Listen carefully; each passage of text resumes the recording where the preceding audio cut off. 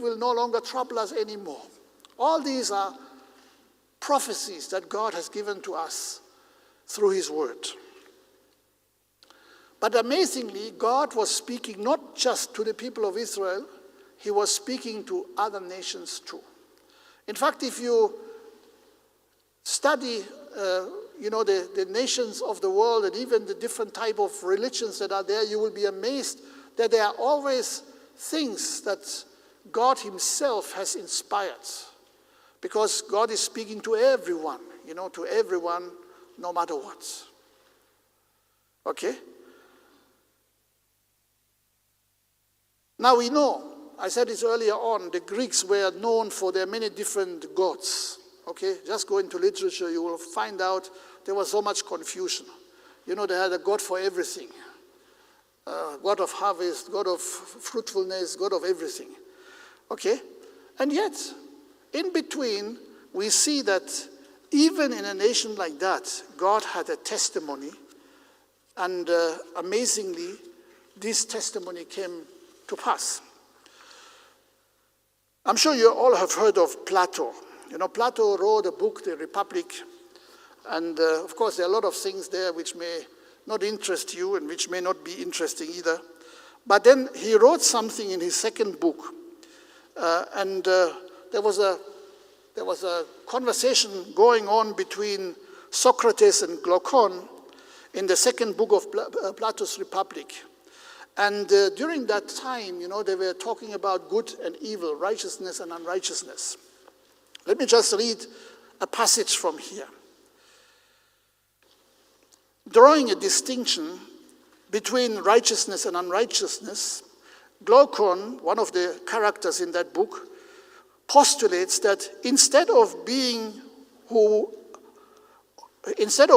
are both righteous and unrighteous, as most of us are, most of the time, there would arise one unrighteous man who is entirely unrighteous, and one righteous man who is entirely righteous.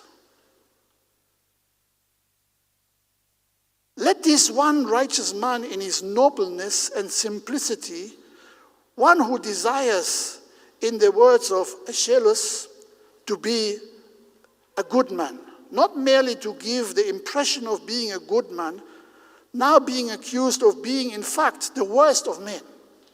Okay, now just listen to this carefully, because what this man describes is actually the nature and the life of Christ. Okay, Christ came a good man, not merely giving an impression of being a good man, but because he was good through and through. But he was accused of being the worst man. Let him, moreover, remain steadfast to the hour of death, seeming to be unrighteous and yet being righteous. What will be the outcome of this? The answer, for whose gruesomeness Glaucon apologizes in advance to Socrates. Now, listen to this. I mean, what Glaucon sees coming to be with the life of the righteous man is so terrible that even as he talks about it, he is apologizing to the one he's talking to, Socrates.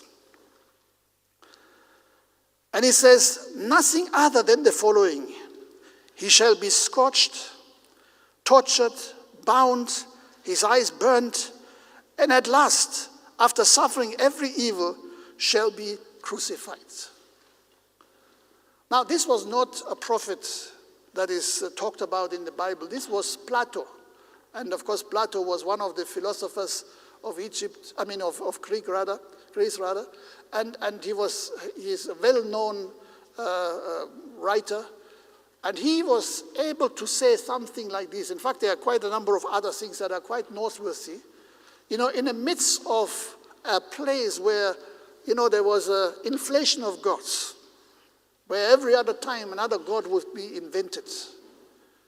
But there was a man who was able to see things, who had inspiration from above. And now, Plato lived about 350 years, he was born 428 years before Christ. So he didn't know Christ. He didn't know, most probably, the Old Testament either.